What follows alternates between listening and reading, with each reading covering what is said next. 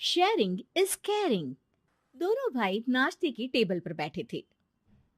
प्रियंका, मेरा नाश्ता कहाँ है? भाभी, मुझे भी ऑफिस के लिए लेट हो रहा है। इस पर प्रियंका किचन में से दोनों के नाश्ते की प्लेट्स लेकर बाहर आती है। लो भाई, आप दोनों का नाश्ता।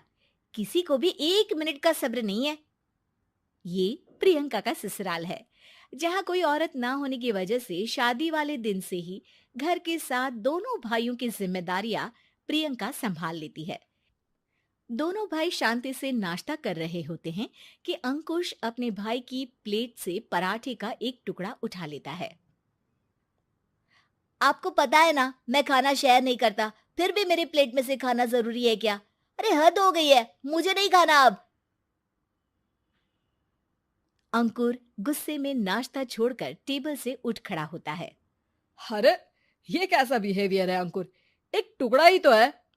एक हो या आधा, मुझे भूख लगी है तो ये सिर्फ मेरा ही है। उसे भी किसी के साथ शेयर करने बैठा तो भूखा नहीं रह जाऊंगा। अरे बाबा ठीक है, अब इस पर भी लड़ाई। दूसरा बना देती हूँ, पर प्लीज ऐसे खाना बीच में छोड़कर मत जाओ। इससे अन्न का अपमान होता है। ओ प्लीज भाभी, ऐसी कोई चीज होती ही नहीं है।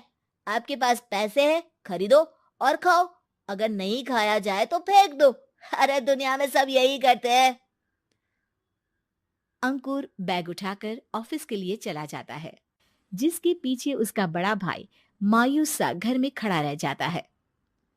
जिसने बचपन से सोने की चम्मच में खाया हो, उसे दुनिया के बारे में क्या पता होगा। वैसे गलती तो हमारी ही है। अगर कभी बचपन में ही सही गलत का फर्क सिखाया होता तो आज ये हाल नहीं होते।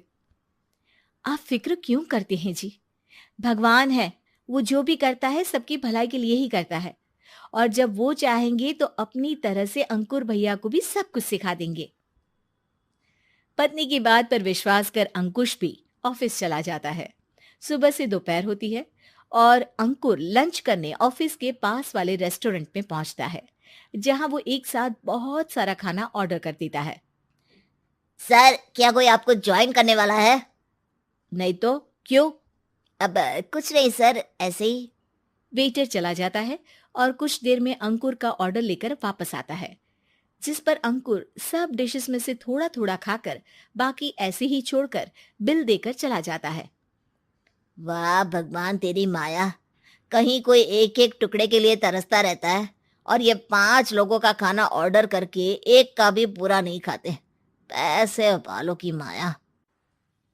वेटर टेबल साफ कर बचा हुआ सारा खाना लेकर रेस्टोरेंट के पीछे घूम रहे बच्चों के पास पहुंच जाता है, जिसे देख बच्चों के चेहरे खिल उठते हैं। वाह, आज इतना सारा खाना आया। थैंक यू भैया। भगवान आपको खाने की फैक्ट्री बना दे। अगर ये फैक्ट्री मेरी होती तो तुम लोगों को कभी किसी का झूठा बचा हुआ खाना नहीं खाना पड़ता। चलो तुम लोग खाओ, पर ध्यान रखो किसी को पता ना चले, नहीं तो मेरी नौकरी चली जाएगी। इसी के साथ दिन बीतता है और रात को दोनों भाई एक साथ घर पहुंचते हैं।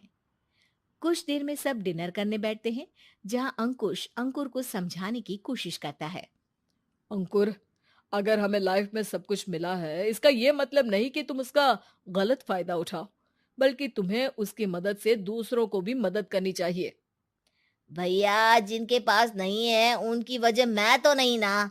और ऐसे बहुत लोग हैं जिनके पास सब कुछ है। इसलिए अगर मैं एक इंसान कुछ नहीं करूंगा तो कोई फर्क नहीं पड़ने वाला।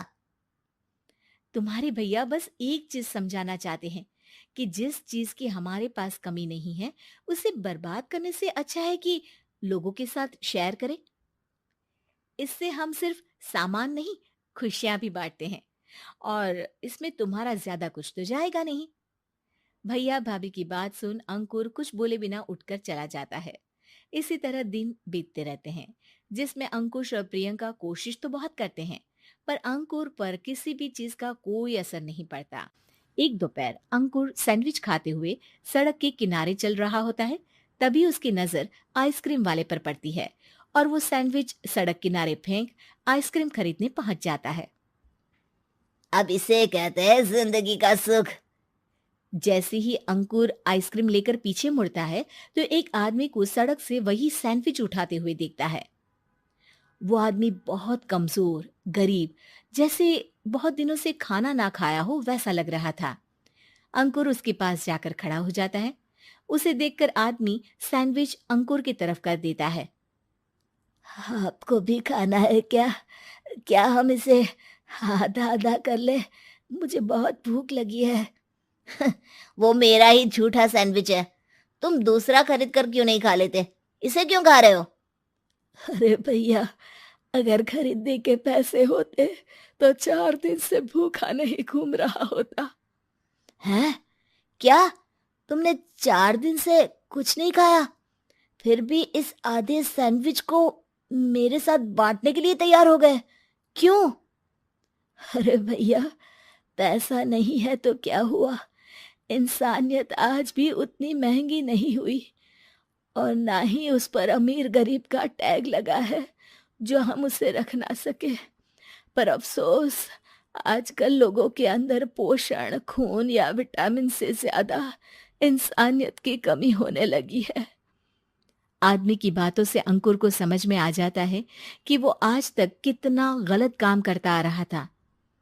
इसके बाद से वो अपनी किसी के साथ शेयर नहीं करने और खाने को बर्बाद करने वाली आदत को छोड़ देता है।